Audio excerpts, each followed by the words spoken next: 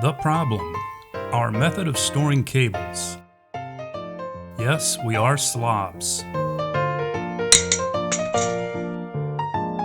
The solution: a simple paper clamp.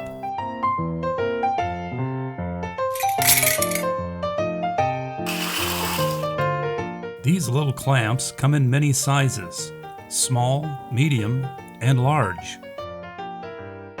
We're going to use all three sizes to accommodate different sized cable connectors.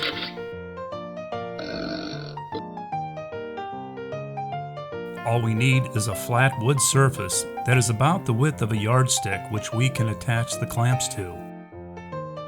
Any local hardware store, like a Home Depot, should have flat wood molding, which you can cut to length. Next, nail or screw the molding onto a surface so the edge is accessible. Then attach the clamps and thread your cables through.